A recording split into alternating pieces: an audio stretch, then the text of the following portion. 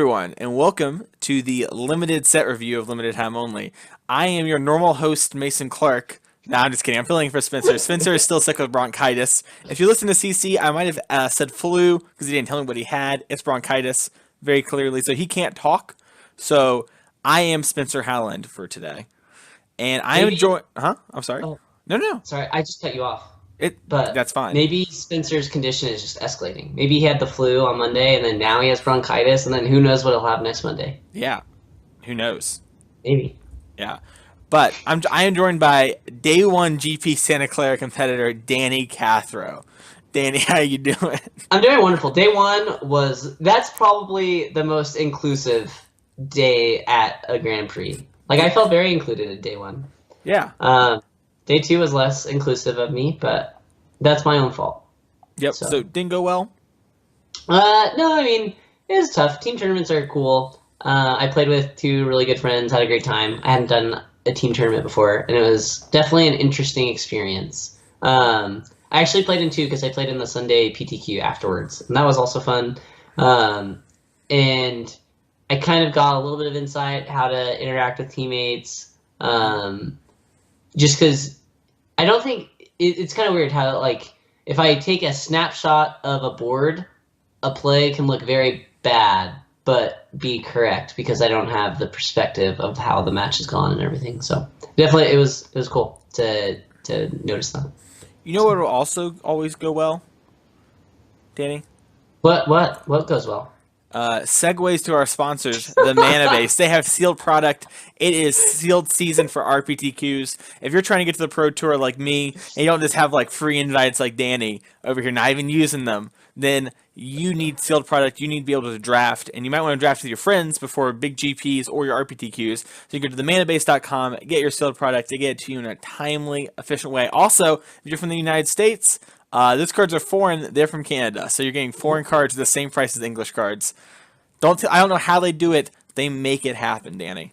It's impressive. I just kind of echoing back. I do have to comment and say that not all segues are created equal.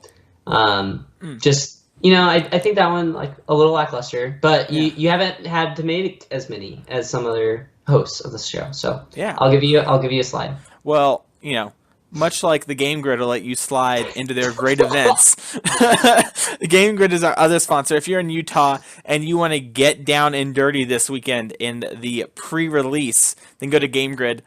I will be there. Game Grid, Lehigh, midnight pre-release. Will you sign their cards, Danny Cathro? I don't know if I've ever signed a card before. So... I love how like you've almost top aided a Pro Tour, you've top aided a GP, but no one's ever wanted to sign a card from you. Yet I've had people say like hello and know who I am and stuff, and never sign a card. Maybe they know how bad my handwriting is. Oh, that definitely doesn't stop people. But I'll practice tonight. Practice tonight. Yeah, LSV signs like 1 million cards. Like I'll do 10 to practice, not the same level of practice. Yeah, well, the scope in which you reach is different. 1 million for him, 10 for you. Sounds about right. But pretty proportional. Yep. But we need to get down and dirty, Danny, because today is the set review show. And normally this is the part where we would go over color of the week, what we've been up to when it comes to picks, what we're thinking going up and going down. Not today. Today is all about the business with the cards. And you know who always gets our business first, Danny? Our patrons. That was another segue to the Patreon at Limited Time Only because I forgot to do it earlier, but it's fine because I'm really stressed because I set up the show to have all these pictures for the video podcast and I can't find them on my computer. They're gone or something. So we're doing it with no pictures today because I don't hate myself. And I'm sorry. Okay. It happens. All will be forgiven. Yep. Maybe we'll do something else, the annotations, no promises. But what I can't promise you is a fun-filled time. So, Danny, let's hop right into it. So what we're going to do is we're going to talk about our top 3 uncommons from each. Now, I have Spencer's list because originally that's what we were going to talk about with Spencer's cards. So I'm going to be going to bat for them. But the cards we're not talking about are the gold cards, Danny. So, Correct. Just to mention, the Lords, like if you're in Merfolk or you're in Vampires, play them. Yeah. They're good. Obviously broken. Yep. Very, very, very powerful. That's the deep analysis you can get. But let's hop into it, Danny, with white. Mm-hmm. So up for me, my number 1. So just kind of like a little bit of like overview. These are going to be our top 3 uncommons, and like mine are kind of in order, but maybe not like super firm on them. But so my number 1 most impressed uncommon for me was the Famished Paladin. I just think that it's gonna just be insane. So it's the 1 and a white for a Vampire Knight 3/3. So it has good creature type. It's a vampire. It's overstatted. You get a 3/3 for 2 mana. The drawback is that it doesn't untap during your untap step, but whenever you gain life, you untap it.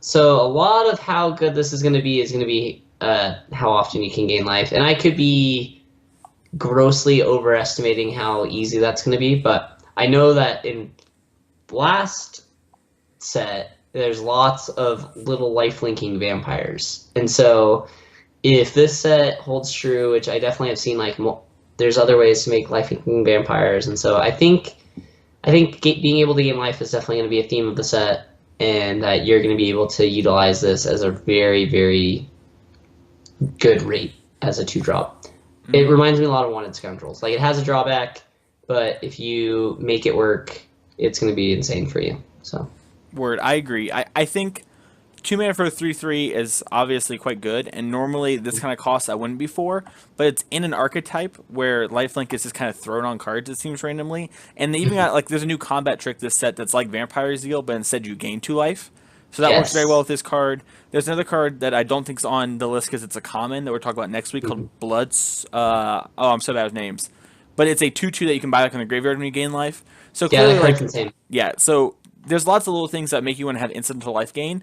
And this is the kind of card that you can play. And even if, like, you only get in, like, 1 attack and it takes you a couple turns to untap it, you still got that 1 attack in, and you can always leave it back on D, and a 3/3 will hold down the ground for a while. I mean, that's, like, a really well-casted body. So Spencer has it on his list, and it was going to be on my list as well. So I think that card is great. Yeah, I was very impressed with it. Next up, I did have... Oh, go ahead. Don't we do ratings here? Ooh, do we not a rating? Yeah. Okay, yeah. Give the lowdown on what the ratings are going to be. Sure. So we use the same rating system as LR because that's what people like, and also for a lot of our listeners in North America. But for those of you that are not from North America, don't have this grading system. A is a bomb. You'll want it all the time. Cards like that are Scarab God, for example, and Glorybringer. There's A's, which are just really good cards that you're glad to have. Just normally Wraths are A's and stuff like that. B's are above average cards that you're happy to have in your deck, but they're not like Wraths or Glorybringers, for example. C's, middle of the road, right? Those are your average picks. D's, you're playing them because you need a 23rd card, 22nd card in your deck. And then F's are flat unplayable. Failures, not good at all. So yeah, the way I've had it described is like B's make you want to play that color if you're in a sealed pool.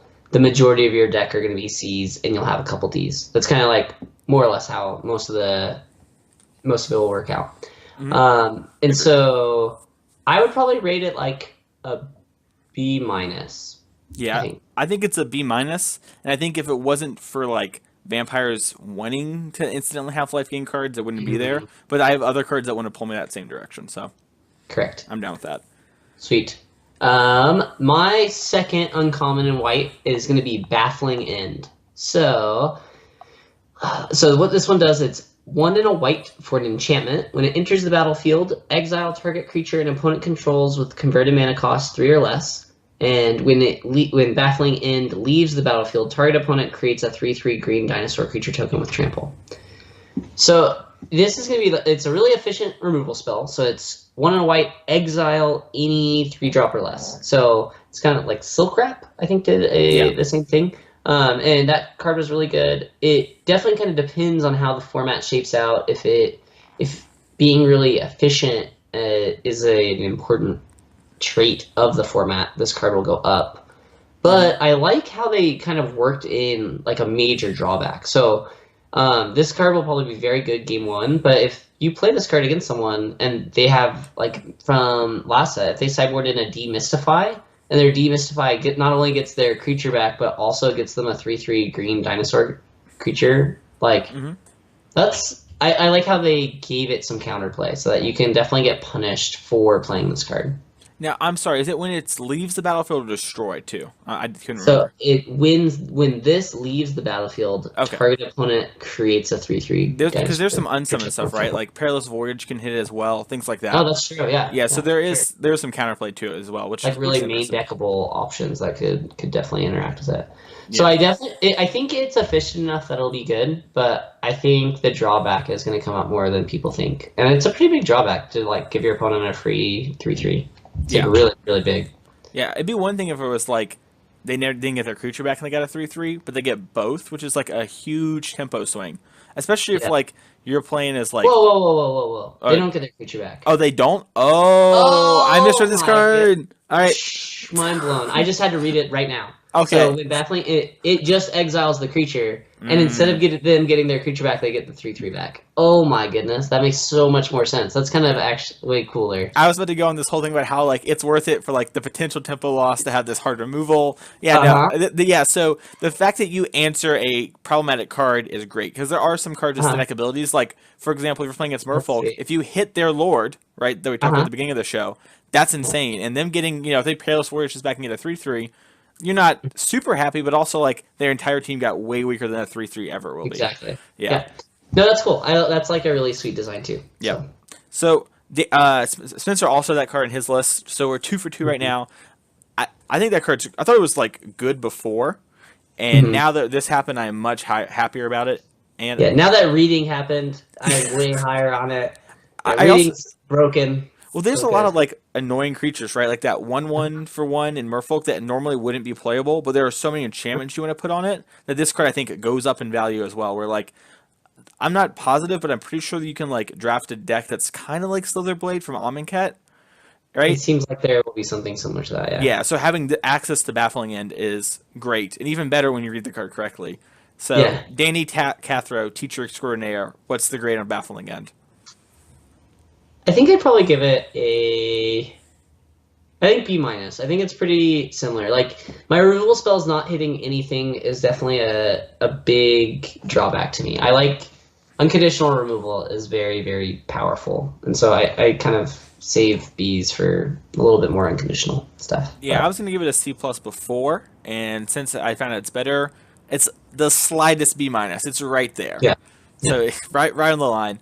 I don't. I agree with you. I prefer unconditional, but that's not what we get all the time these days. So it's true. we play with what we get. All right. So up next is our one difference in our list. So it's Yes. Forerunner of the Legion. That's what Spencer had down. It is 2 and a white Vampire Knight. When Forerunner of the Legion enters the battlefield, you may search your library for a vampire card, reveal it, then shuffle your library and put it on top of your deck. Whenever another vampire enters the battlefield under your control this turn, target creature gets +1/+1 until end of turn, and it is a 2/2. So it lets you Vampiric Tutor. Oh! For a vampire. So Vampiric tutor for Yeah. a vampire. yes. Well played. Well Yes, played. it's a vampire tutor. Yeah, I think this card's great.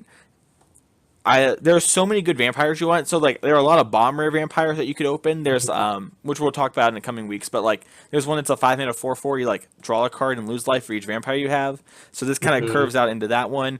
You can go get the Legion Conquistador, which is going to draw even more cards. You can go get the Deke. I forget his name, but the one that when you attack, you make a 1/1. Like, there are a lot of really good cards, and I think his effect works really well with vampires who, while they want to go wide and stuff, they do have a good amount of lifelink, so giving +1/+1 matters, and because they go wide, it's very easy to get multiple triggers on that, and stack up, like, your Famished Paladin, and then swing in for, like, 4 or 5 very easily. Yeah. Yep. I definitely think the Forerunners are going to be very unique draft picks. I guess it, like, they definitely scale really well. So, like, if you first pick a bomb that happens to be a dragon or a pirate or a merfolk or a vampire, then the Forerunners become much higher picks because they're obviously tutoring up your best card in your deck. But I don't, yeah, I just, like, don't know how, like, if I'm going to pick the Forerunners hoping to open a really good card. But even with Forerunner of the Legion, even if you just go get an Anointed Deacon, that's also really, really powerful. Like, Yeah. that card is so synergistic and great, and it's a common, so you're going to be more likely to be able to find something like that. And so I think the Forerunners are probably going to impress quite a bit from where I initially had them. I agree. I also think a big part about the Forerunners that doesn't get talked about a lot because it normally doesn't matter, but I think for this one it matters a good bit, is searching up another Forerunner if you're like at a board stall and then using their Mhm. abilities to break the stall, right? Mhm. This one, and I think the Merfolk one gives +1/+1 counters, which I could be mistaken on, but Mhm. you helps you break stalls basically, right? So like you search up another Yeah. one, which isn't great tempo. Like you wouldn't love to draw a 3-mana 2/2, but if the game's stalling out, it's way better than a land, and you set up another draw step, so you can set up for bigger plays. So Yeah, you're I really also like this card. stacking their enter the battlefield triggers, which is a big part. So like if you have two Forerunners of the Legion, the first one can tutor up the second one tutors up an Anointed Deacon or something, and then when you play the Anointed Deacon, you're now getting a +2/+2 plus whatever the Anointed Deacon trigger does, and so Mhm. you definitely like their enter the battlefield triggers work with multiples really well. Yep. So, And then if you have like Legion's Landing or anything like that, they go even further. It's crazy. Um, I think this card is like a B minus. I'm not sure. It could be a C plus. It really yeah, depends on the quality of vampire. Like if you open a really good vampire rare, this card yeah. goes up, right? Exactly. So So it's definitely gonna be unique. I think the range will be pretty big on it, but I think I was honestly gonna say a B. Like maybe I'm whoa. overestimating them, but I think like these cards might just be crazy good, and I might be misevaluating them Oh because I man. had it lower initially, but as I'm reading it and talking about lines of play, I can definitely see it being super powerful. Yeah, like I think one of the things that happened a lot with the Foreigners, people read them like, oh, okay, that's good. Go get your bomb, or you're like good cards, blah blah blah. They're good, whatever. But then you think about how they actually play out, and it's like you don't get card advantage, but card selection's pretty big. And Mhm. when like late game, they aren't the best draw, but then they set up the best draw if you're a tribal deck like every time. Like Yeah, the one thing we didn't talk about this card, which is kind of absurd, is it goes tours up your lord. yeah, Like yeah, you yeah. just It goes going good on Common Lord. Yeah, like that's how good vampires is too. Is that like we had all these cards that we didn't even mention the lord. So yeah, I don't know. I think it's a B minus, but you could convince me it's a B. So I think like if you have a bad vampires deck, it's like a C plus. If you have like a medium one, it's a B minus, and if you have a good one, it's a yeah, B. So it's like yeah. it's a Hearthstone card when it comes to trading. It It varies. does. It has some variation, and Yep.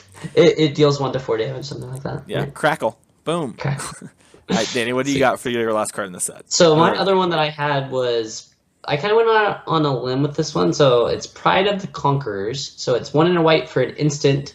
It has Ascend. So by default, it gives creatures you control +1/+1 until end of turn. But if you have the City's Blessing, which means you have 10 or more permanents, then those creatures get +2/+2 instead. so let's talk about So that ascend real quick, Danny. How does ascend work? so Ascend works where on permanence, it's a static Mm-hmm. thing that if at any point you get up to 10 permanents on the battlefield, you will then get the city's blessing, and that will be you have now like achieved it. So you will have the city's blessing for the rest of the game. It's like an emblem. Yeah, it's like an Yep. emblem. You get an emblem that is the city's blessing.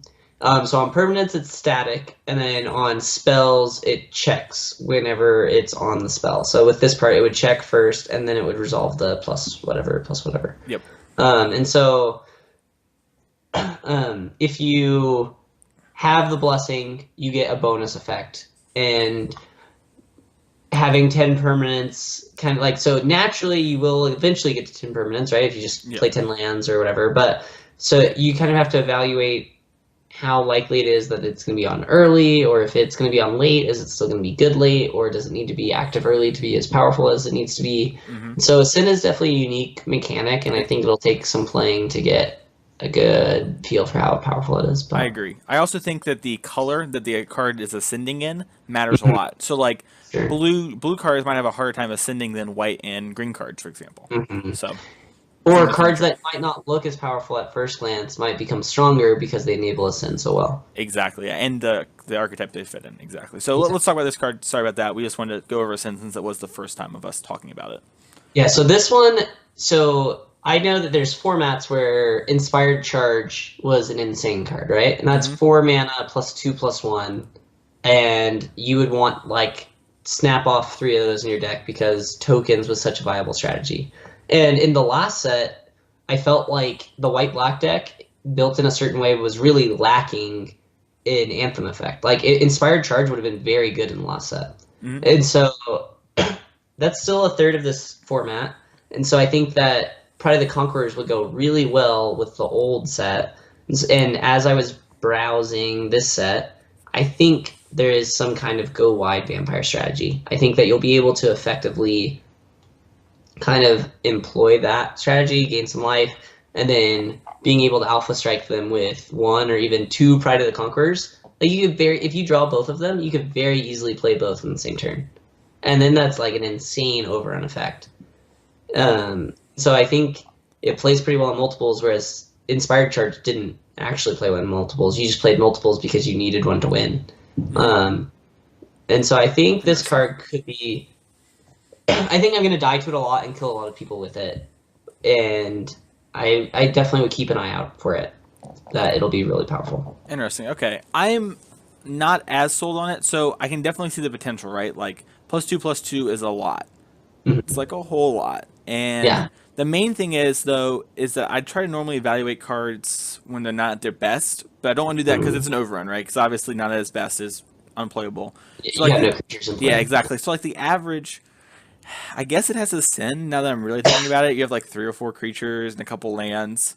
I don't know. I'm not super high on the card. I think it's fine. You definitely have to make it work. Yeah. Obviously. But like in black, treasures also count for permanence, and so like, but then are you a black-white? But like how many treasures are we gonna really have in like our black-white vampire deck?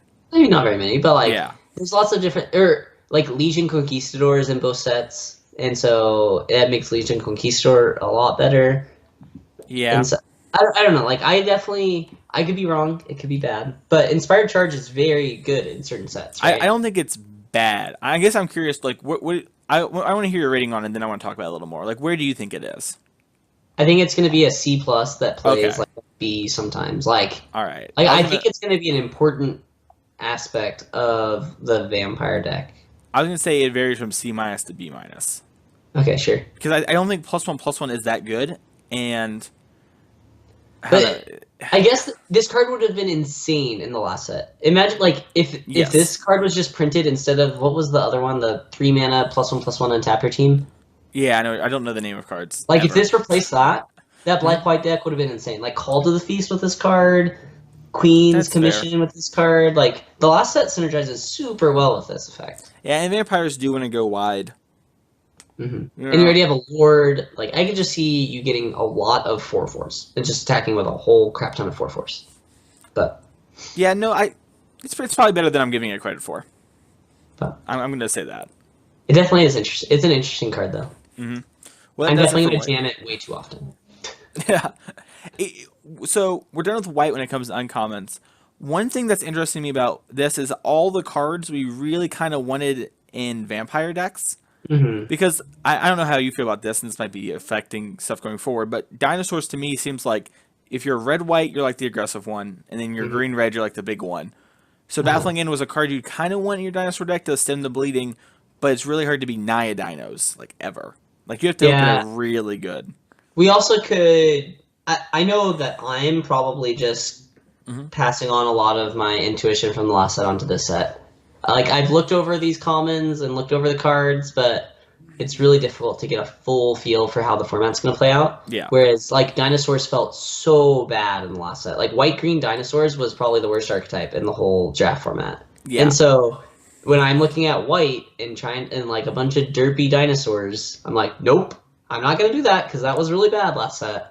And so that could definitely lead to some misevaluation on some of these initial the uncommons. Definitely. I think green-red dinosaurs is probably a little bit better, but not a whole lot, and that probably means it's not good enough because I think all the other tribes got it a lot better. No, green-red. I think green-white might be...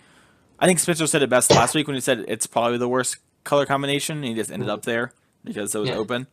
Yeah. So, I mean, it got a little better. It got like the rare and stuff, but either way, we'll get to that later. I got the uncommon too, that ramp stuff. But let's move on to the next color, Danny. Okay, ready. Blue. Blue it is. Best color in Magic. My first one, and I think it was also Spencer's. He said his list match up perfectly. Well, his aren't there, but we have the exact same 3 cards. Yeah, so this first one seemed pretty insane. So it's called Siren Reaver. It's 3 and a blue for a 3/2 flyer, but it has raid that it costs 1 less. And it's also a Siren Pirate, so it is a pirate. So if you can trigger raid, you're getting a 3 mana 3/2 flyer. That's good. It's just really, really solid. If you have an aggressive curve at all, and then you play a 3 mana 3/2 flyer, your opponent's just like, oh crap, I'm so dead. I have to not only answer your early threats that have attacked me, so that means I don't have that good of a defense or I just traded, but I also have to try to answer this 3/2 flyer that you just played. And that can be problematic. Like, it's just a very good aggressive card. I agree 100%.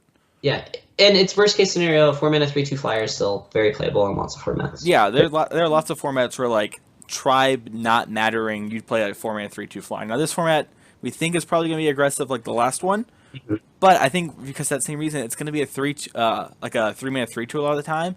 And like game when you top decking in a board stall, it's like, well, it didn't matter. I was going to play whatever I drew anyway, so I'll pay full price. So, yeah, I like the card a lot. And yeah, it's sweet.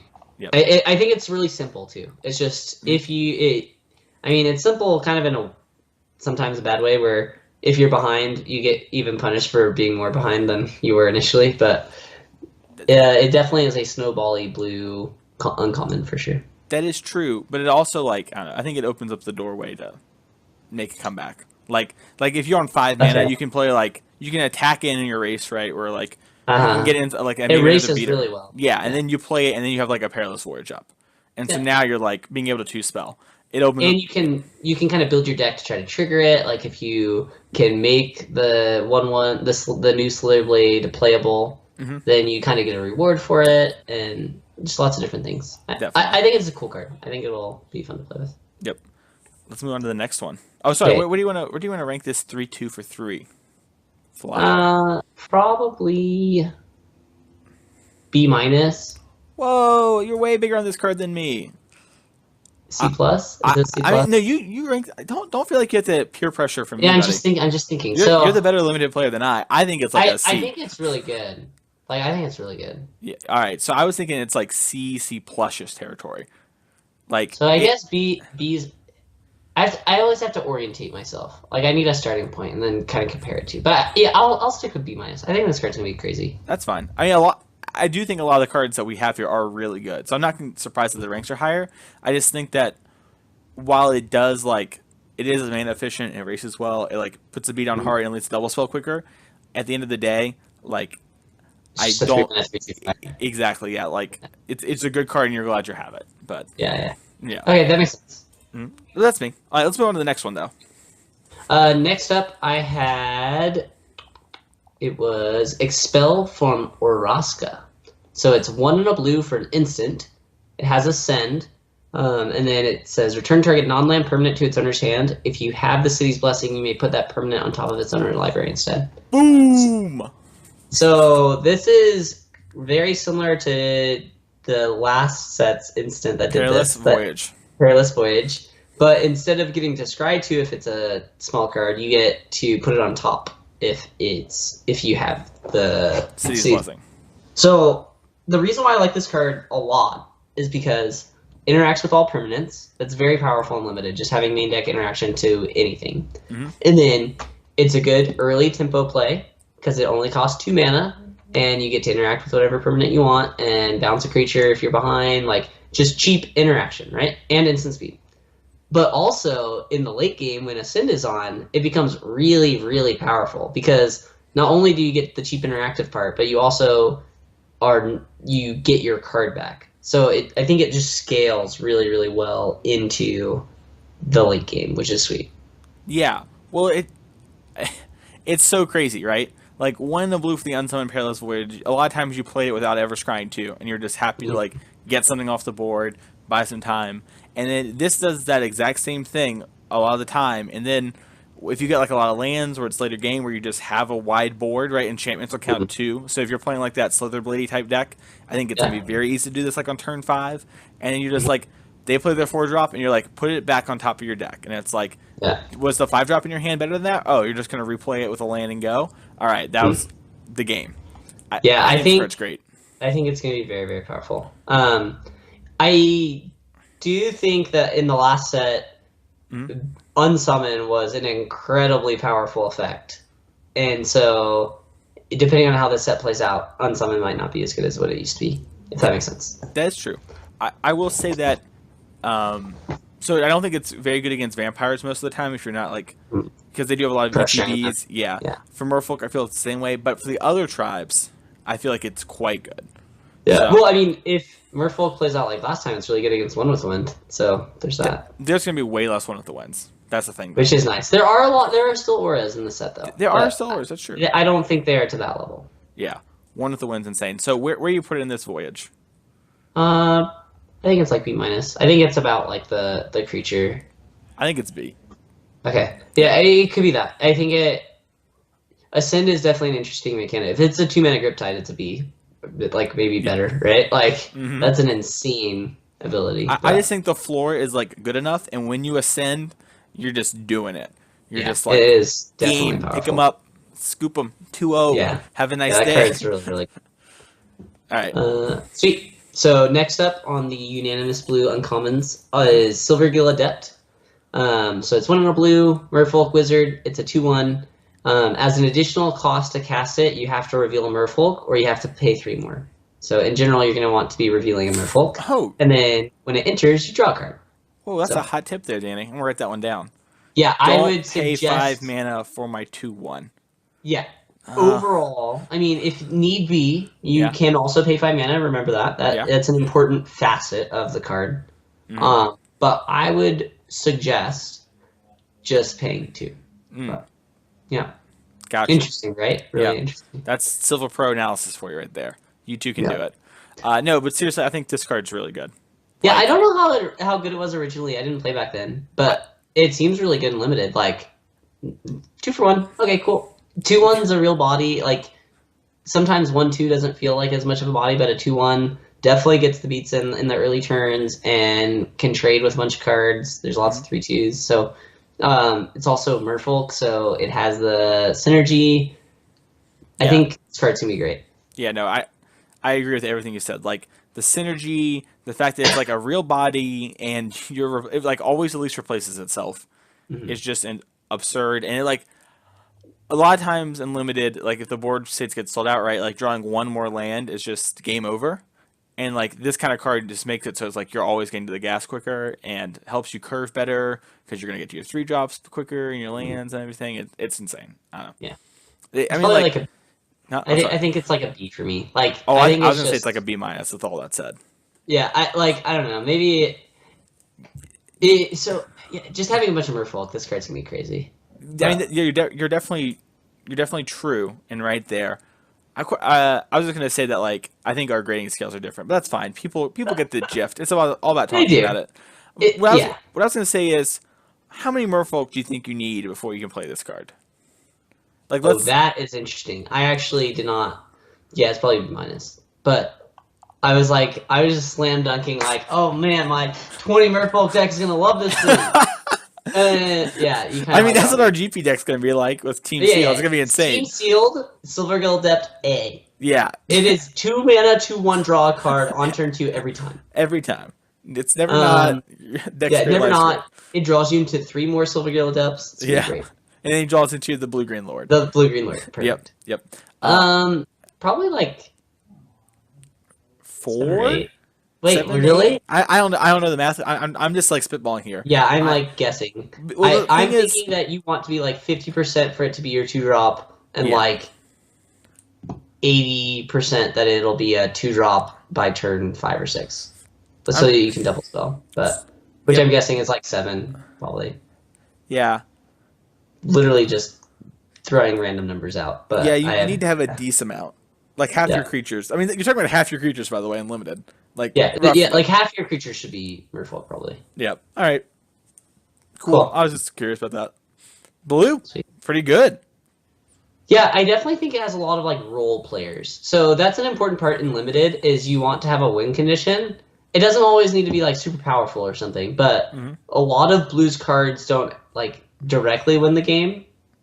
I don't know if that makes sense, but that's kind of how blue is just in general. Blue is definitely that kind of color where it has to kind of finagle its wins out of value and stuff. But definitely agree.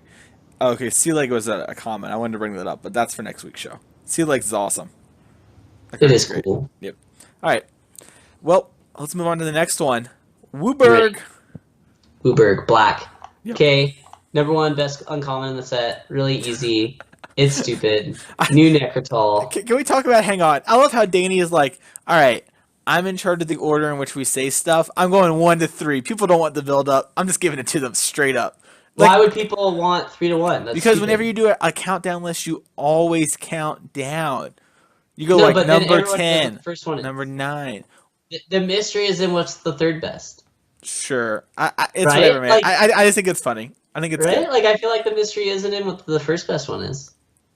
Tweet at us at LTO. What do you think do the you like order should 3 be? to 1 or 1 to 3? 1 to 3. I've Yeah. always been a 1 to whatever. I no one does it, but I'm a fan of it. Do you know why? Because you don't care about future Danny. It's all about now, Yeah. Danny. Yeah, I want instant gratification. What's the best card? What's the best black uncommon? It's Ravenous Chupacabra, obviously. All right, let's talk about Chupacabra, and let's try not to be cliche with every other Magic podcast out there. Go. Okay, 2 black, 2/2. It's a beast horror. Mm-hmm. So whatever. Yeah, and when it enters the battlefield, you destroy target creature an opponent controls. So hang on, isn't there a drawback? no. Oh. Just as a quick comparison, you know. On Mythic Spoiler, it's right there. Yeah. I just want so I'm just on Mythic Spoiler right now. So that's the uncommon. Oh god. The one right under it, it's called Impale. Probably the best common in black, I would assume. Definitely. And that's easily. Yeah. 2 black, destroy target creature. Sorcery. Sorcery. Also sorcery speed. So you just get a free 2/2 tacked on to the best black common. So Yep. pretty decent. So the important thing to remember is, so like in constructed, sometimes a 2/2 doesn't matter. But in limited, a 2/2 almost always matters, just because you get a lot of board stalls and it can team block. There's recover is in the format, so if you'd like to do that, you can also do that. You can play multiple Ravenous Chupacabras, because this is like a creature and not a spell, and so there's certain things that interact very favorably with creatures that don't interact with spells as well. And so it being a creature is an advantage just in that effect, but like a 2/2 is just going to do something for you in addition to just acting like a removal spell. Yeah, it's very easy to maneuver this into a 2-for-1. Yep. And even if it's not 2-for-1, it kills any creature, so it's unconditional, great removal spell. You can just think of it as a removal spell, and you're just getting free tacked on value, which in limited, lots of games come down to who extracts the most value out of their card, and this card is going to be insane at doing that. One of the best that they can come up with. So. Yeah, I mean, this card's insane. Like, in the format, so, like, it's possible to print cards like this and have, like, a hexproof world, right? Where everything's hexproof, and it's like, this card's unplayable. But there's, like, almost no hexproof on things that I, like, really want to kill. There's right? the blue common. There is some hexproof. It's not, right. like, do you think that it's blue not- common's good? The 2/5 for 5? Or the 2/3 for 5? No, so it's a 3/2 flyer for 5. Sorry, 3/2 flyer for 5. Even Hexproof. worse. 3/2 Even worse. flyer hexproof. I don't know. Evasion and hexproof is a powerful combination. That is true. It's also a 3/2. I'm down for my Sailor of Means into Soul of the Rapids into Mark of the Vampire. All right, you're living bigger dreams. I don't think that card's that great. I think that one's. I mean, so I don't like. It's like a not C. Like a slam dunk. You have to make it work. But like Jade Guardian was insane, right? Yeah, but I don't know. I think it's different. And you can jump block Jade Guardian. Am I wrong on Jade Guardian's mana cost? Isn't it less? Jade Guardian is a 4-mana 3/3 instead of a 5-mana 3/2 flyer. So but Jade Guardian, you needed one with the wind to make it like the slam dunk. Yeah. Combo was one with the wind is because you had to give your hexproof creature evasion, whereas this one it has evasion. Yes. And so you can just. I mean, we're having a different conversation.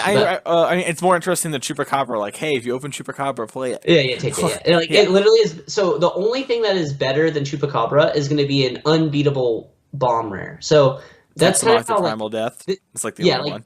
Well, there are the other ones, but that's the one that comes to mind. Yeah, there's some, sure, but like in limited, unconditional removal is wonderful because it answers your opponent's best cards.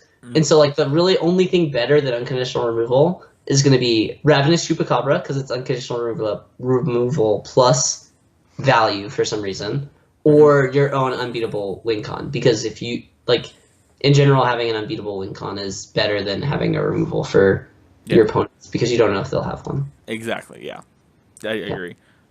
So either way, we can get back to that elemental thing later. This is an A. Yeah, I was gonna say A. B plus A minus No, because it doesn't just win the game on its own. Like it is really good, right? uh-huh. I mean, in some games it will run on its own, right? Like same No, thing it's with Sand it's Strangler, an A. right? Where you curve out and you just like kill their thing and then you win. Yeah. But I don't know. Maybe it is just an A. Yeah, I don't it's know. just an A. So Sure. it's unconditional, and you get value. And there's Sure. also like if you want, you can play recover. All right. That's the meme dream I want to live. I mean, how many?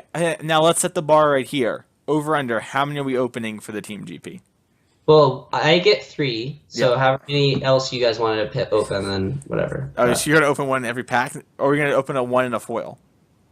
um, yeah, I mean, like if you guys open them, the first 3 are mine. But we Oh, can you're go, saying you have to play with yeah, them. Okay. yeah, So the yeah. line is at 3.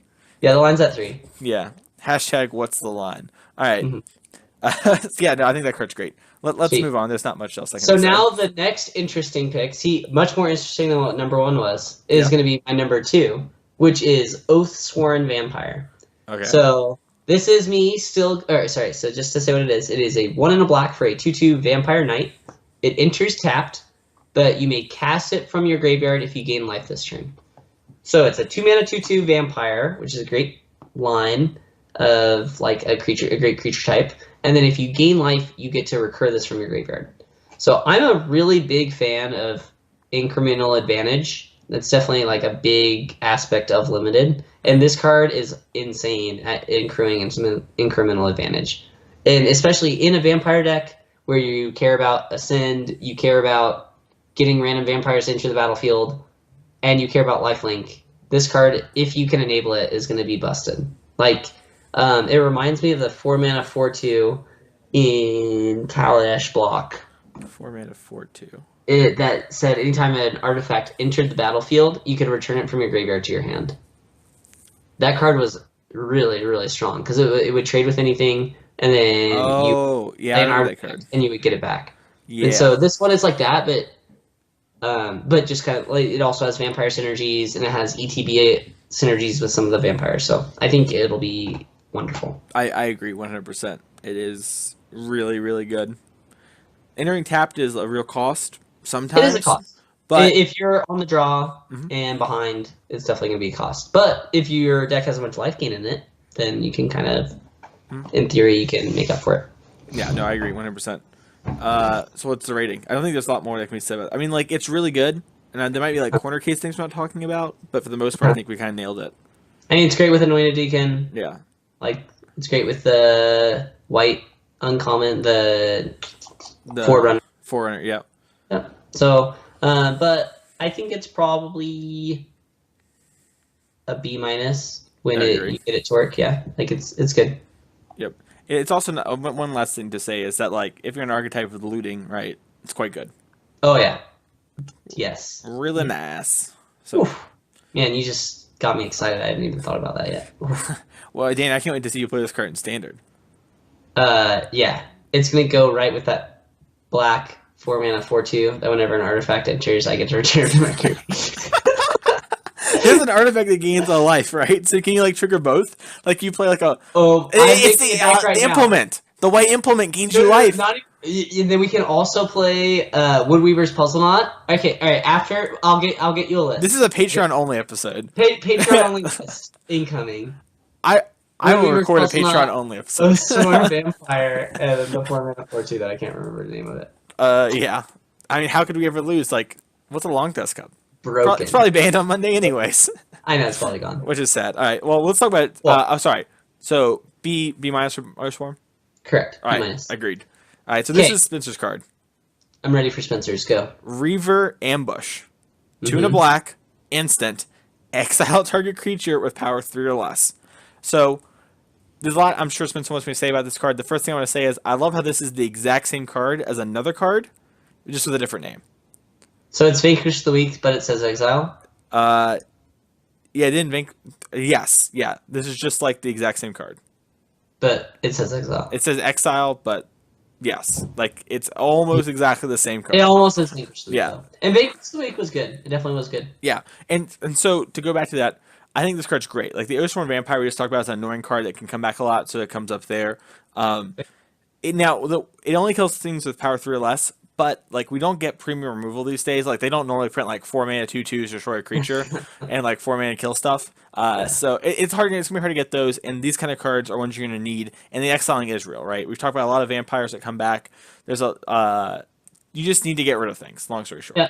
There's a lot of enrage, so damage spells are a little worse, Yes. right? So like exiling is definitely good.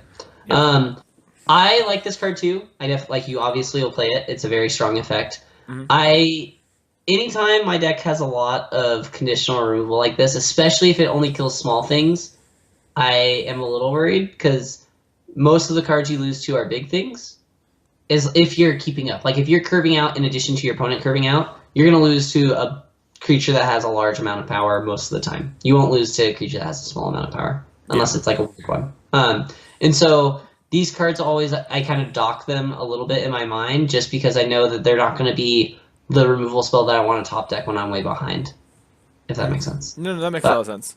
But it's definitely an efficient removal. It trades normally even on mana, sometimes up, sometimes down. So I definitely think it's a good card. Yeah, and it is nice that you can like catch some of their enchantment creatures, right? Yeah.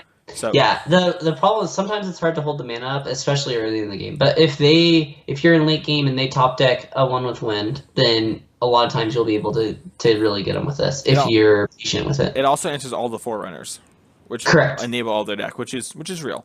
So and all the lords. All right, so B-. I'm on a C+, but yeah. Sure, that's fair. Especially because black already has a lot of removal, so you might not be needing that effect as much. But, that's reasonable. But I could be wrong. Like it's good. I think it's right in that range. It probably comes up with how much the exile really matters. Yeah, it'll definitely scale off how good exiling is. Yep. All right. So what's your last card for black?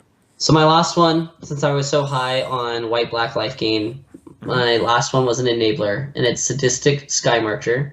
So it's 2 and a black for a vampire soldier. It's a 2/2 flying lifelink, but as an additional cost to cast it, you have to reveal a vampire card from your hand or pay an extra one.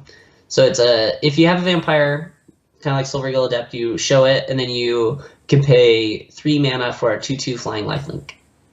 So I think this card's gonna be good. I mean, it definitely hinges pretty hard on having a vampire. Otherwise, it's a 4 mana 2/2 flying lifelink, which is not a good rate.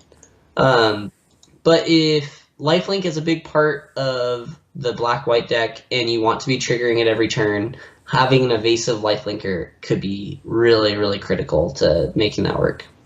I agree 100%. I was going to say, I echo everything you say. Like, sometimes you would just play a 4 mana 2/2 lifelinker in some formats, and a lot of the time it's going to cost... Yeah, flyer, sorry. A lot of the time it's going to cost 1 less, and it has the synergies, which is great. Like, think about the Deacon from early, or the Forerunner, right? Like, you can play this, play your Forerunner, get something, right? And then, like, buff this thing up, and you're hitting in the sky and, like, swinging life totals. And if you're at parity, that's pretty big. There's lots of ways to play, but, like, Anointed Deacon, yet another example of a card that works really well with Anointed Deacon. Yeah. Mostly turns just out kind Anointed of Deacon's good. Just talking about how good Anointed Deacon is over and over again, so... Yeah, well, luckily we're about to get to red and green, so that won't matter. But, it works to the Lord as well. Here's the question, though. Same one I had for the Merfolk. How many non-vampires do you need to play this card? So this one I actually think is better than Silvergill Adept. Yeah, like, I think you can kind of get away with not having as many. Also because this card is fine to just play late in the game, just because flyers normally are still relevant, even if you play them later. And a 3-drop is normally a replaceable slot. That's most curves that you draft will have a lot of 3-drops. It's like they just print a lot of 3-drops in these sets that are reasonably playable. And so if you have to play this on 4, I don't think it'll be a huge drawback. That's fair. Agreed. So what are you rating it, though? I think it's a B-. Yeah, same. I think it's solid. And it can go from solid to like really good if you have stuff that makes it work. Yeah, this card could easily be a beating. Yep, for sure. All right, that's black. Black was good. Yeah, there's some really good cards in black. Like, not even counting Chupacabra. Like, well, I was counting Chupacabra as a good card. I don't know. I thought that was just like barely in. Like, we gotta be a controversial podcast. We gotta sink that one in. No one else has it on their list. Like make it the second best uncommon. Make like Golden Demise, like some random card better. No, that card's But I think overall black does have a lot of very good cards. Agreed. All right. Well, let's move on to red. You're in red. Yeah. Woo. Brr. You got it. Red. It's been a long week, guys. I've done 2 set reviews. I do that all the time. Woo. Okay, then I have my stacks, and I'm good. This is technically my 3rd set review because our local people, like, we talked about a bunch of stuff. Also said yeah, so it's like this is my 3rd time through it. I can only go so many times without being a little silly. I'm sorry. All right, let's move in. Serious face, professional. Okay. Are you ready? My bold claim for my #1 best uncommon in red is going to be Needletooth Raptor. Don't actually know how bold it is, but I'm going to say that one's the best because I think it's sweet. I'm so bad at names. What's it do? So Needletooth Raptor, 3 in a red. It's a dinosaur. Oh, this is great. 2/2. Yeah, I know which one it is. In Rage, it deals whenever it's dealt damage, it deals 5 damage to target creature an opponent controls. So that is crazy. That's a really powerful effect. And it having 2 toughness is sweet, because if you get the whole Ryle thing going on this, like, it can go crazy. Like, really, really insane. Well, so like when you like dream scenario it, where you play it with the Forerunner too. Don't forget that card with this card. Oh yeah. Yeah, you like. Yeah. Oh my god, I don't even want to talk about and that curves like. So if you don't know, the Forerunner pings all your creatures. So yeah, it pings all creatures. All creatures, so, yeah. Sorry. Also crazy good against vampires. Yes. Like, really, really insane. Like clears the vampires. It answers almost all the elder dinos. Almost all of them have 6 toughness. So like this plus that kills any of the bomb rares. Yeah. Except for the green and the blue one. But regardless, like it's insane. I guess the white one's indestructible. It doesn't matter. The card's insane. Yeah. I think this card is going to be really impressive, and if you don't have a removal for it, you're going to feel real dumb just because you're going to get wrecked by it. But that does make something like Reave or Ambush really good. It kills a 4-drop. That is true. Mm-hmm. Like it Vanquish the Weak both get it, but this thing 2-for-1's a lot. Yeah, if you just block 2-drop, like a 2/2, and then you get to kill their big thing for free, so it makes it so they can't attack with their 2/2, but they also can't attack with their big thing, because this can just trade for the big thing. Like, it's sweet. I think this card's going to be great. It is a little weak to the cheap removals, so I think you'll kind of get tempoed out a little bit by it, which I think is good. I think it needs a check. Like, it's not like certain Chupacabras. Exactly. Like, this could be baffling ended, right? So, like, if you play this on turn 4, and then they go baffling in plus another spell, you're in a rough spot, right? Like, they got a lot of value by getting your 4-drop with it. So, but what's if you get the Voyage as well? The Unsummon from blue? Yeah, the Unsummon, the Orzorka, Search for Orzorka. Search for Orzorka. Yeah. I think we said it completely wrong, but... Oh, there's no way that's right. Oraska. Expel from Oraska. Okay, Michael definitely said the right name on CC, and that was not it. Whatever you said was not the right thing. Yeah. I like our name better. It's I hate that it's kind of like Search for Escanta, but whatever. I know. We literally just said Search for Escanta with like a weird accent. I think that's all that happened. Hey! No, this thing can get tempoed a lot, but like the potential upside is very much there. Yeah. And there are going to be decks where, like, those things are just going to be bad against you, like, with all the cards you play, like Green Red Dinosaurs, right? Which is this card works great in that deck, not only because of the dinosaur, but it, like, it stops the ground, right? Like, they can't really attack in, and so it helps you get there. So, I don't know. I think it'll be good. I think it's like a B. Yeah, I think it's a B. Really, really powerful. Yep. So here's a card Spencer has that you don't have. Okay, I'm ready. It is C red. It is 1 in a red enchantment aura. Enchant creature gets, I love this, +2/+1 on your first strike. So you get your +1, and then at the beginning of your end step, if you didn't attack with a creature this turn, sacrifice C red. So the +1 is actually kind of relevant because of the flip white-red card, and there are a lot of pingers.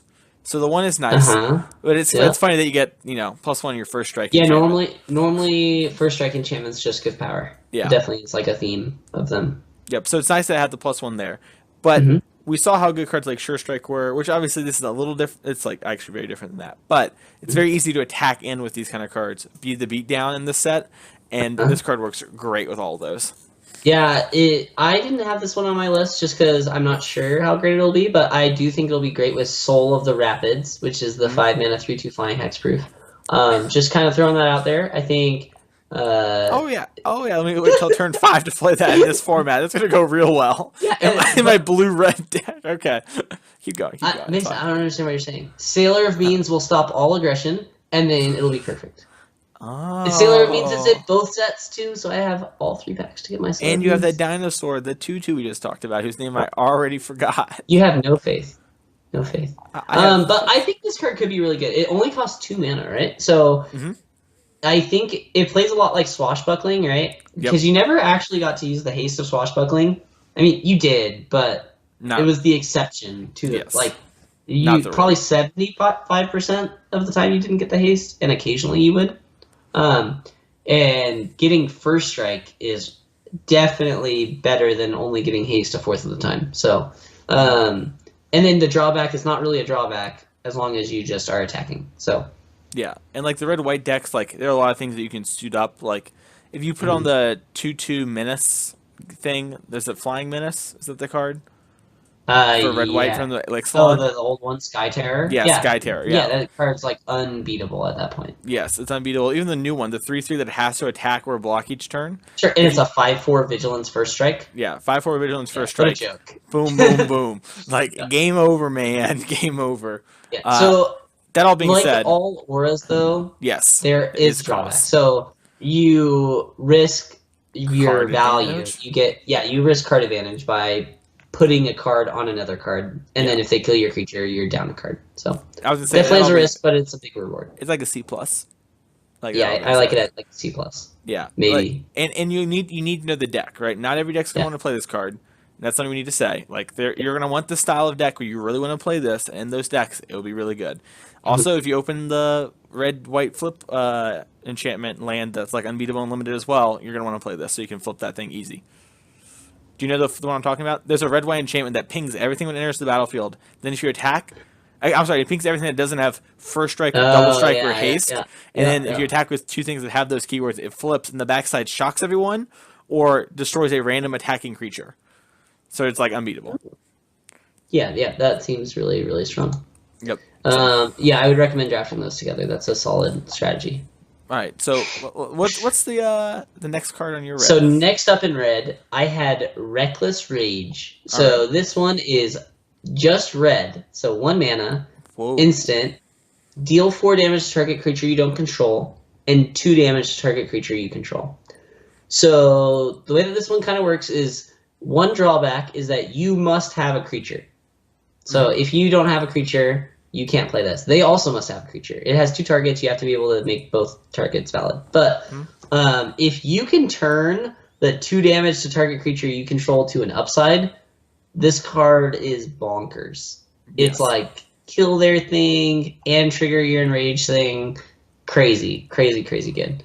Or even if you just have like something that has 4 toughness, then it's just red, deal 4 damage to target creature at instant speed, which is also insane.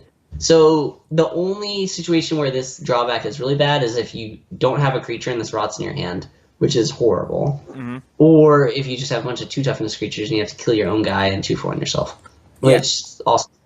It's really interesting because it's like kind of conditional removal, but also sometimes the condition's an upside. Yeah, so it's very strange to think about, like weighing when it'll be upside to when it will be conditional bad side. Yep, it's really interesting. That all being said, I really like the card. I'm not sure.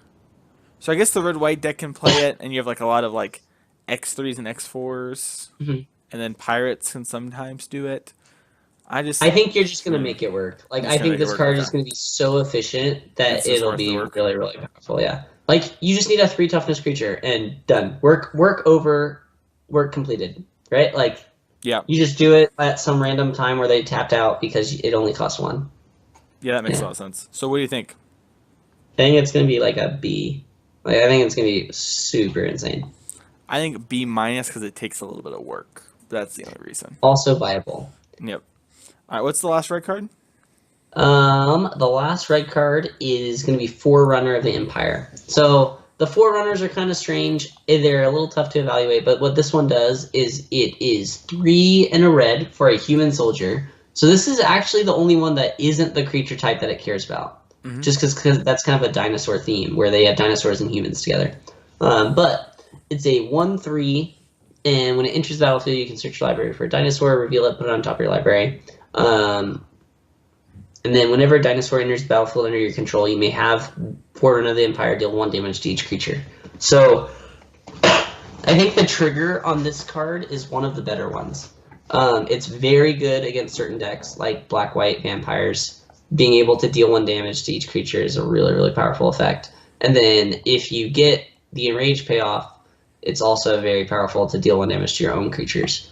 I think how good this scales is going to be how good your best Enraged creature is, your best Enraged dinosaur. But in most of my drafts, I felt like my best Enraged dinosaur was insane, like really, really good.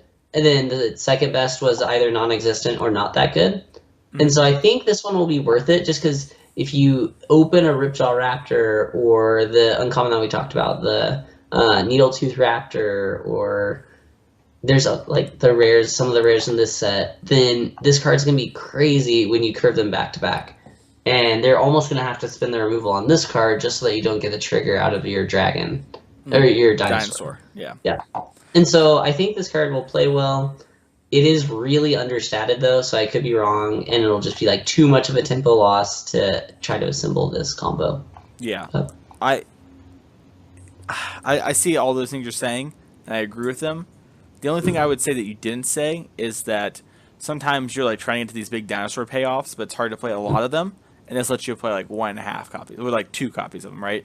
Because you draw this, then you go find like your big dinosaur. Yeah. I definitely think this card's interesting. I still am only going to give it like a C+.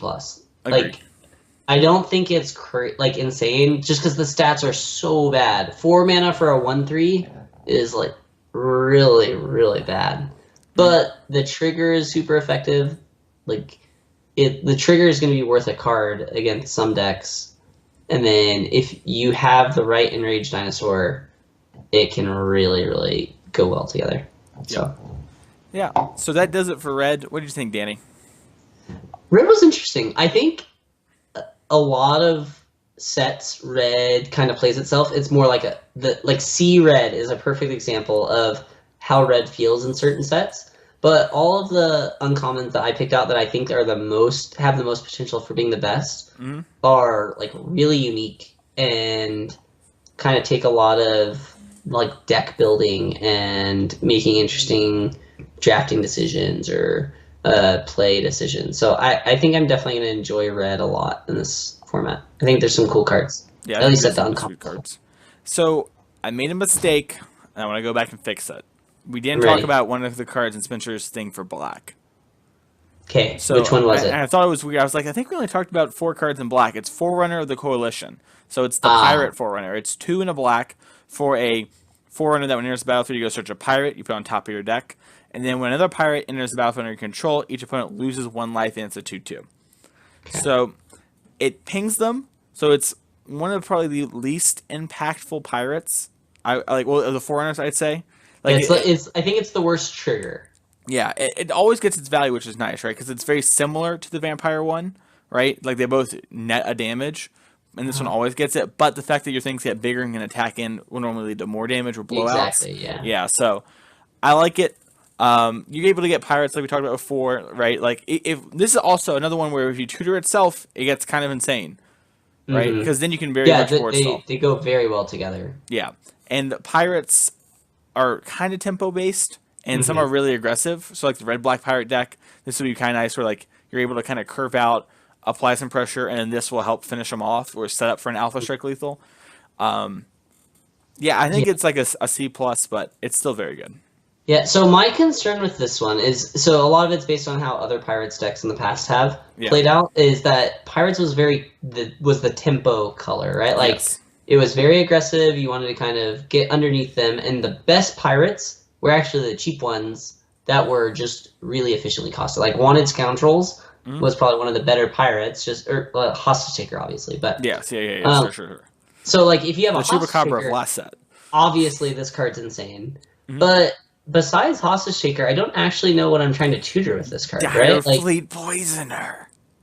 That's which one's it's that? the Ambush Viper that gives +1/+1 death touch to a pirate. Yeah, I mean, but doesn't like even that like that's a perfect example where it's a 2-drop, right? Yeah. And so you're like, whereas all the other ones, I feel like I'm tutoring up like some haymaker that costs 5, right? Yeah. Anointed Deacon completely busted if you already have a board out, or tutor up a 6-mana dinosaur that you can curve into and trigger enrage. Like, I just don't think that what you tutor up is going to be as powerful with this card. I agree. I think it's the worst Forerunner. That being said, Mhm. tempo decks hate to draw too many lands, and sometimes just drawing another pirate, even if it's just medium, It, is you could it can make infinitely better. Yeah. So just wanted to talk about that card because just forgot about it. Spencer's gonna send me an angry message because he's gonna listen to the show, get to black, say to talk about my card. I'm gonna like skip 20 minutes ahead. So Yeah. I think I would give it a C just to yeah, sure, put that out there. But. that's fair. On to the best color in Magic. Green.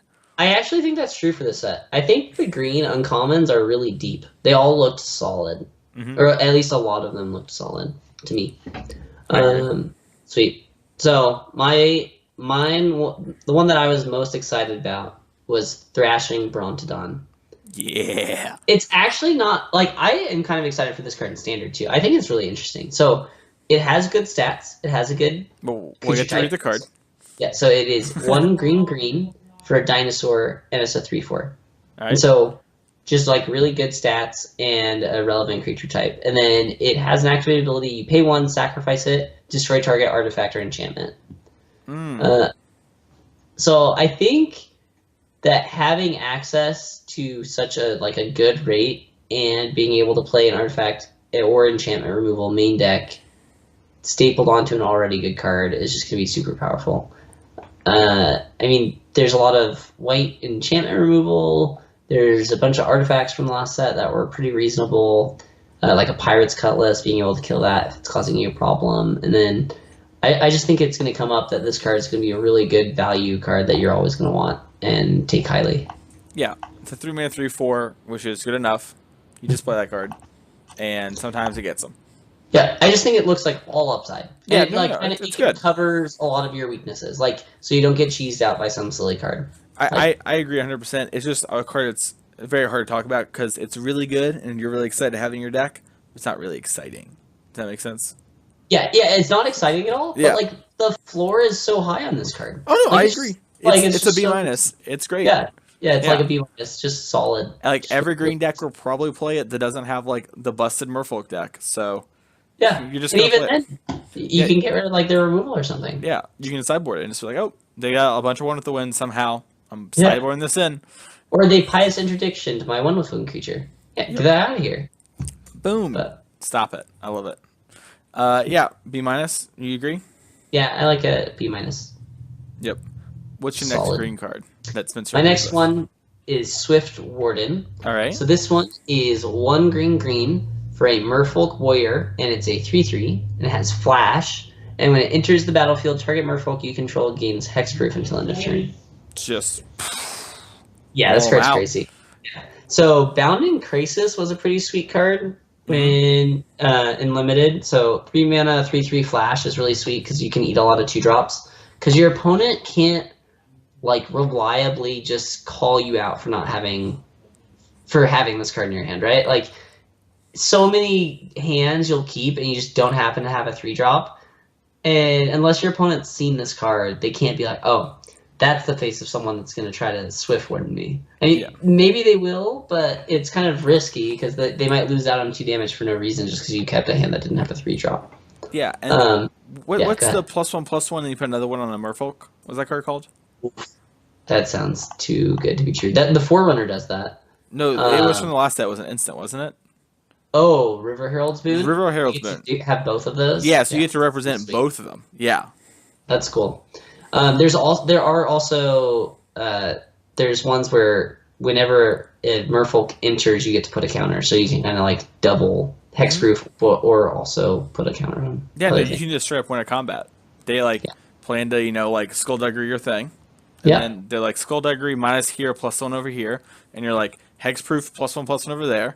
Yeah, exactly. It worked out the way I wanted it to. So Yeah, this card's sweet.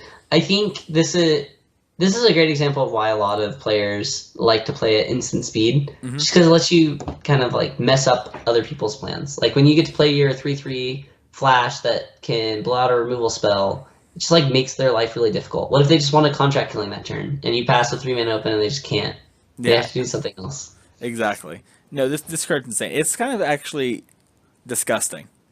It's like a 3-mana 3/3 flash with this like kind of absurd upside. Yeah, it definitely scales with you want a lot of Merfolk because it only gives target Merfolk hexproof. So, Yeah, them folk like to stay together. They do. So what do you think? I think it's a B. I agree. Yeah, it's just good. It's a combat trick / counterspell / good creature on rate and a tribe you want to be with an easy casting cost. So Well, 1 green is hard. It's kind of hard, but it's not like absurd. It's not like his card's like green. Sure. You know? Yeah. You can do it. Yep. I believe. I also believe. All right, what's your last card then? And then we'll go over Spencer's last one. My last one was Crested Herd Caller. So it's 3 green for a dinosaur, and it's a 3/3. It has trample, and when it enters the battlefield, you create a 3/3 green dinosaur creature token with trample. Boom. So it's 5 mana for 2 3/3 trampling bodies that are both dinosaurs. Ascend. Bang. Yeah. Helping with get Ascend is super huge.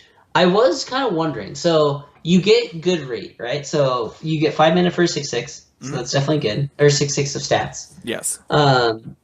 It would probably be better on one body, right? Maybe. But Ascend? So for Ascend, sometimes, right? But also a lot of the removal will answer this, like Vanquish the Weak, the new one, the Exiles, but not right? favorably, right? Because it answers half of it. It answers half of it, yeah. So it's weird. I'm not sure. Yeah. There are going to be times where like, I wish this was a 6/6.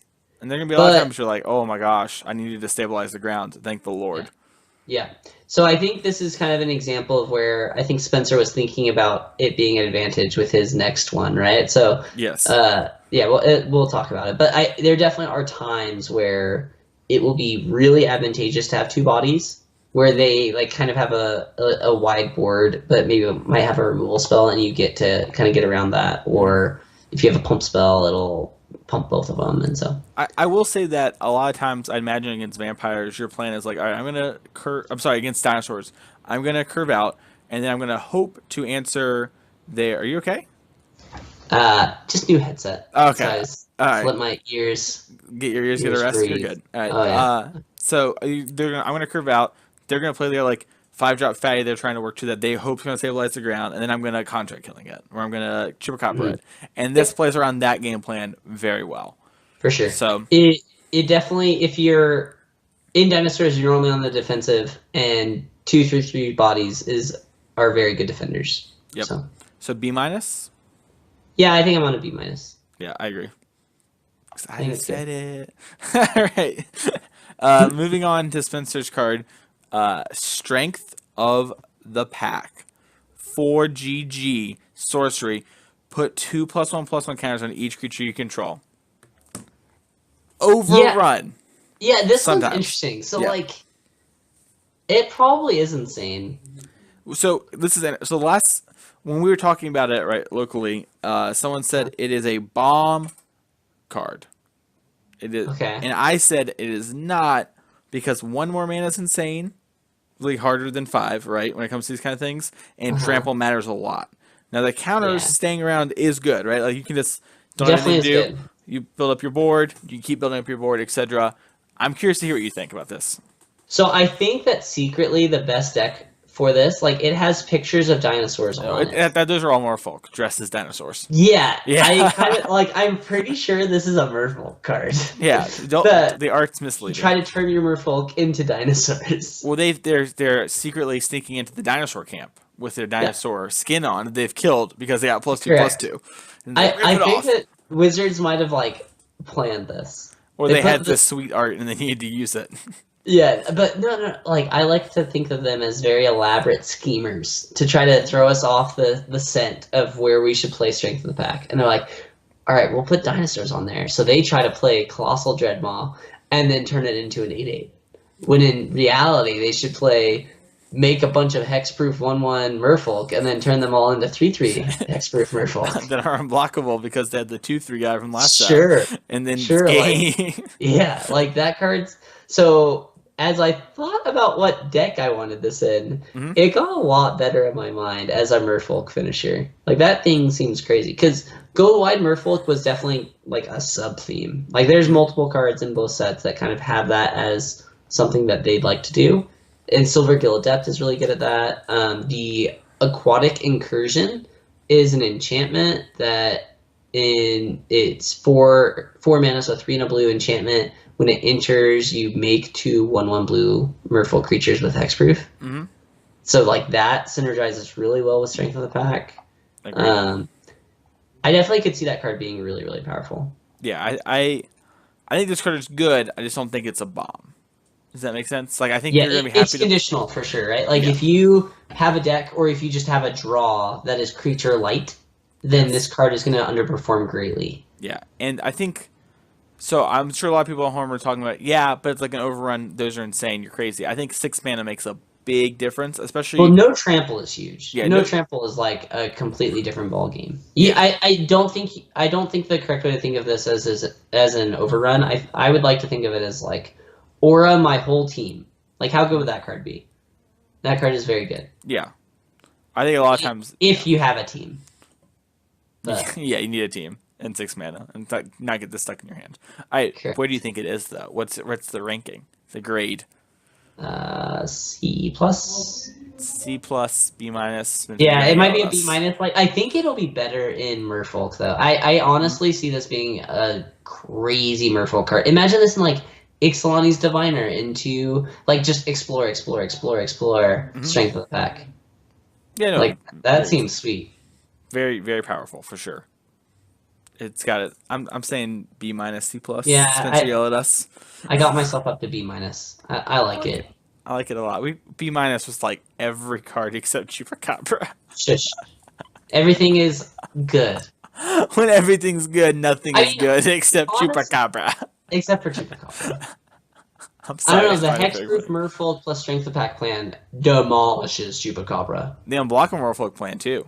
Oh yeah, like, Unblockable Merfolk plus Strength of Pack. Dunzo. Game. They won't Chupacabra your 1/1 unblockable just because out of like principle. Yeah. Wow. What do you think about green, Danny? I think it has. So green always looks like this, or generally looks like this, where it just looks solid. Like a lot of its cards are good rate because that's what green does. It gets better rate than what the other colors get most of the time, but it has a little bit. It lacks a little bit of flexibility, and just kind of plays dudes. But I think the dudes are particularly good. So I like green looks good to me, and I think Strength of the Pack is going to be a really powerful card that you can build your deck around. Thunder Herd Migration we didn't talk about. That's the uncommon rampant growth. That can be a powerful effect. I think green's solid. Most of the colors actually seem pretty comparable to me. Some of them look a little stronger at the uncommon slot, but overall, I think it's pretty balanced. Yeah, no, I agree. I agree with everything you said. I had nothing else to add to it. I was trying to think of something else I want to say. Nah. Only thing I want to say is you can get all these awesome cards and sealed product from the Mana base over at Fusion Gaming. Boom. Head over there. Pick up your sealed product. Draft it. Send us a hashtag what's the pick. Hashtag what's the pick is our Twitter outreach program. If you tweet it, we will pick it. We don't have any this week as a new set. But just want to throw it out there. And also, once again, it's the weekend. You got nothing better to do. You got to practice for a Team GP. Game Grid. Hit a Game Grid. Play some Limited. Yeah. Midnight, Game Grid Lehigh. I'll be there. Yeah. There's a bounty out for you, right, Danny? Ooh, is there a bounty? I don't know. I mean, if I just go undefeated, there's no bounties. That's true. What happened? Do you get to keep the bounties? No. Jordan actually... So Jordan is the owner at Game Grid Lehigh, and I love him. But he has multiple times offered my opponent a bounty if they beat me and me nothing. But I accept. I It's love a him. pride thing for Danny. Where Danny's like, I I know. just want no one to win. If I can't I get get a my pack, pride. Yeah. no one gets a pack. I Well, need those 3 Planeswalker I have to points. defend Jordan's pack at that point, right? That's true. Yeah, Like it's I'm just good helping EV. my local game store. Yeah, I'm that pack supporting. could go towards the sponsorship. It's correct. Yeah, Smart. 100%. Yep. So we just wanted to give a shout out to our sponsors there. This was a lot of fun, Danny. I hope everyone got something out of this. Of course. Yep. I really like doing it. I think it's fun to kind of like the uncommons are where a lot of the power of most of the decks are, and so reviewing what the most influential uncommons or best uncommons are going to be is definitely like a really good way to go about thinking of how the colors are going to play out for sure. Yeah, and I hope you guys got something out of this too. There's a lot of places you can go for your limited content. We're glad you came to us. You can support us if you feel you want to. You never have to. Over at patreon.com, limited time only. I think the new stuff should be up by the next episode, if I remember Spencer's timeline. So if you want to look into that and you want to give something to us, thank you very much. And there should be awards, new and updated ones, over there in about a week. I think. Yep. Spencer's going to get mad at me because I might be wrong. I don't know. I'm doubting myself now. Oh, whew, all right. Absolved.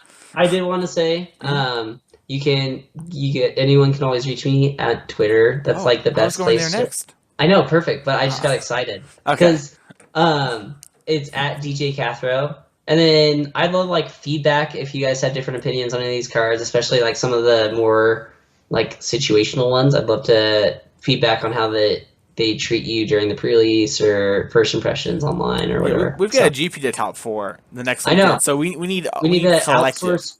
Yeah, we need to outsource our limited prep. And if you see Danny at GP Indy, you'll probably see me by default. Make sure to go up there and just poke him in the head. If you ever watch Naruto, you just poke. Definitely thought there. you were gonna tell them to ask for my signature. Poke. Well, I mean, that goes without saying. They're gonna meet Silver Pro Danny Catherine. They're not gonna ask for a signature. Don't be crazy. We're gonna go out to dinner, and they're gonna be like, This is gonna be a moment. My first Magic signature. I'm ready. God, I still can't get over that. It's so funny. All right, I don't know why. Oh man. All right. Well, thank you everyone for listening. I had a lot of fun. Danny, thanks for having me on. It was a blast. You're always fun to chit chat with. So definitely appreciate you coming in last minute. Yeah, always glad to sub in. At this point, though, I feel like I'm just a limited time only host, and sometimes I let Spencer tag in. Thursdays are rough. It's hard, and Spencer's been sick, and it's been busy with the holidays. I just like to give Spencer a hard time. It's multiple podcasts is definitely a lot, so I definitely appreciate the work that he puts in. So I know, 100% agree. Wouldn't be here without him. If I'm not ragging on you, then you don't even know me, man. You don't even know. All right. Mason always with the jabs. I wholeheartedly support it. You can jab me as much as you want. I can feel the love. The other day, I stopped and was like, "Why do I just instantly dagger people all the time?" And it's like, I don't know. I'm gonna keep doing it. I'm just gonna go for the throat. You gotta embrace it at this point, right? Yep. Yeah, it's part of the brand. But if you want to dagger me or talk to me about how wrong I am about limited, you can follow me at Mason E. Clark on Twitter. I need to update the overlay. I have changed it so it's easier to find me. You can see me here and on Constructive Criticism. So if you went to the review week and you're like, man, I really want Spencer's opinion, sorry, you don't get it because he's super sick with bronchitis. Instead, you get this guy's opinion. And feel free to tweet at me, do whatever, say hey. I'm always down to talk the memes. For sure. It's basically my language. All right. Meme is life, or whatever they say. Mimi, do you know DeWay? I'm gonna say yes, even though the answer is no. I wanted to sound cool. I love it. All right, we will see you all next week before me and Danny head over to Indianapolis and top 4 this GP. I love how we always say top 4, not win. We'll see y'all next week. Oh yeah, top 4. Set our goals realistically. Yep. Bye.